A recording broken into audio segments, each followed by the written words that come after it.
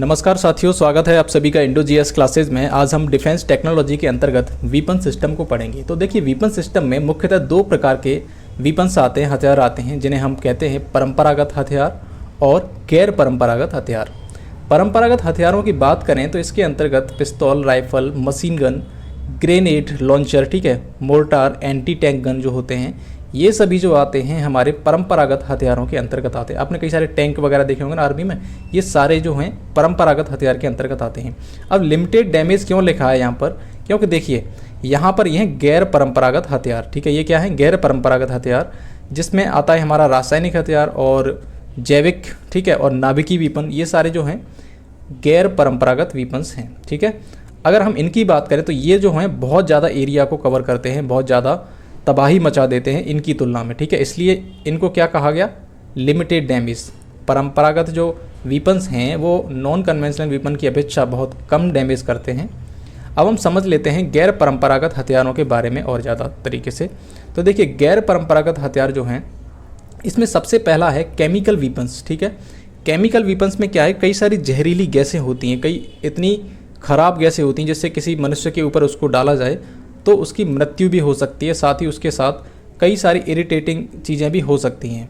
लेकिन इसको होता क्या है कि जब इसका यूज़ होने लगा था, फर्स्ट वर्ल्ड वॉर में भी इसका यूज़ हुआ था, उसके बाद इसको बैन करने के लिए, क्योंकि ये मानवता के लिए ठीक चीज़ नहीं है, इसलिए केमिकल वीपन कन्वेंशन 1993, ठीक है, केमिकल वीपन कन्वेंशन 1993 लाया जाता है, जिसमें क्या कहा जाता है कि कोई भी देश, ठीक है, इसके सदस्य देश जो भी होंगे, वो कोई भी देश रासायनिक हथियारों का ना तो निर्माण कर सकता है, ना उसको अपने यहाँ स्टोर कर सकता है, ना ही उनका यूज़ कर सकता है। इसे 1997 में लागू किया गया था और इस समझौते को लागू करने के लिए भारत में केमिकल वीपन कन्वेंशनल एक्ट 2000 लागू किया गया है। अब देखिए, केमिकल वीपन्स में कुछ हम उदाहरण समझ लेते हैं। जैसे देखिए, ये है CNS एजेंट, इसमें आता है एक LSD काफ़ी फेमस है। इसमें क्या होता है कि व्यक्ति जो है इसके प्रभाव में आकर अपना संतुलन खो जाता है और उसके मन में बहुत ज़्यादा डर भर जाता है और ऐसी बातें सोचता है जो कभी घटित ही नहीं हुई। और ये जो है इरिटेटिंग एजेंट, ठीक है। बाकी हम बात करें लेथाइल टॉक्सिक केमिकल एजेंट, ये जो होते हैं हमारे केमिकल वीपन्स के अंतर्गत आते हैं, जिसमें है एक चोकिंग एजेंट, ठीक है, फॉस्जीन बहुत ज़्यादा विषैली गैस है और इसकी जो गंध होती है वो ताज़ी कटी हुई घास की तरह, जैसे आप ताज़ी कटी हुई घास की गंध सूंघेंगे ना, उसी तरह ये होती है। और फर्स्ट वर्ल्ड वॉर में इसका बहुत ज़्यादा यूज हुआ था, जिस कारण से लगभग 85,000 लोगों की मौतें हुई थी चोकिंग एजेंट की वजह से। दूसरा है ब्लड एजेंट, जिसमें हाइड्रोजन साइनाइड। इसमें क्या होता है कि इसका नाम आपने सुना ही होगा, ये हमारे बॉडी को जो ऑक्सीजन मिलता है उस ऑक्सीजन को बंद कर देता है ब्लड में, ठीक है। ब्लड में ऑक्सीजन जाता ही नहीं, जिससे क्या होता है, व्यक्ति की डेथ हो जाएगी। इसी तरीके से ब्लिस्टर एजेंट, नर्व एजेंट, ये सारे जो हैं केमिकल वीपन्स के ही एक उदाहरण हैं। अब हम बात करते हैं जैविक हथियारों की, जिसमें आते हैं हमारे बायोलॉजिकल वीपन। इसे क्या कहते हैं इंग्लिश में? Biological weapon.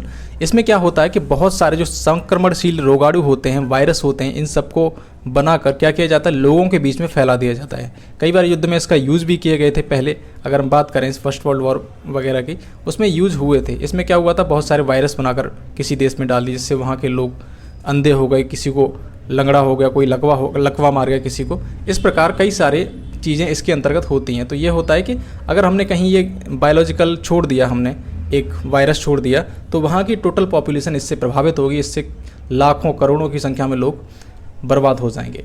इसका प्रयोग केवल मनुष्यों के लिए ही नहीं बल्कि जानवरों, फसलों आदि के लिए भी कई देश करते थे। और लेकिन इसके बाद होता क्या है कि 1972 में एक कन्वेंशन लाया जाता है, biological and toxic weapon convention, ठीक है। इसके तहत जैविक हथियारों के निर्माण, उसके संग्रहण अर्थात उसको रख नहीं सकते, साथ ही प्रयोग पर बैन लगा दिया गया था। अब जो इसके बारे में आपने सुना होगा कि कोविड-19 जो आया था, आपने सुना था कि चाइना ने एक वायरस बना के भेजा है, इस तरीके की अफवाह उड़ी थी। अब इसमें कितनी सत्यता है उसके बारे में मैं चर्चा नहीं कर रहा। अभी तक इसमें कोई साबित पॉइंट नहीं आ पाया, कोई ऐसा पॉइंट नहीं आया जिससे कि साबित कर सकें कि चाइना ने जो जैविक हथियार छोड़ा है कोरोना के रूप में, ठीक है। तो जो ये अफवाह उड़ी थी, एक तरह से ये बात क्या कह रहे थे, बायोलॉजिकल वीपन के रूप में इस तरीके की बात कर रहे थे कि चाइना ने जो है बायोलॉजिकल वीपन छोड़ा है, ठीक है। तो अभी तक इसमें कोई ऐसा रिसर्च सामने नहीं आया कि चाइना ने ऐसा किया है, ठीक है। तो ये बायोलॉजिकल वीपन का उदाहरण है। अब हम बात करते हैं नाभिकीय हथियार, ठीक है। इसको कहते हैं न्यूक्लियर वीपन्स, जिसमें दो तरीके से बनाए जाते हैं। देखिए विखंडन आधारित जो होता है, जिसमें विखंडन के द्वारा जो बनाया जाता है वो होता है एटम बम। ठीक है, एटम बम आपने सुना होगा, हिरोशिमा एवं नागासाकी जो कि जापान के एरियाज़ हैं, वहाँ पर अमेरिका ने गिराए थे। ठीक है, सेकेंड वर्ल्ड वॉर के टाइम पर। तो एटम बम इसे कहेंगे हम, विखंडन पर आधारित होता है। ये सब क्या है, नाभिकीय हथियार, परमाणु बम सब इसमें आते हैं। ठीक है, संलयन पर आधारित जो होते हैं उसको कहते हैं हम हाइड्रोजन बम। ठीक है, ये भी बहुत ज़्यादा खतरनाक होते हैं। इसके जो एरिया कवर करते हैं बहुत ज़्यादा, लगभग पूरा का पूरा स्टेट ही गायब कर देते हैं ये लोग। ठीक है, तो हमने कई सारे जो हथियार होते हैं उनके बारे में जान लिया है वेपन सिस्टम के अंतर्गत।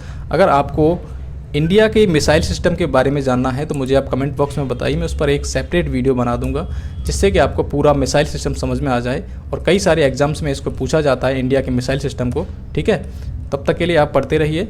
नमस्कार, मिलता हूँ आपसे एक नई वीडियो में।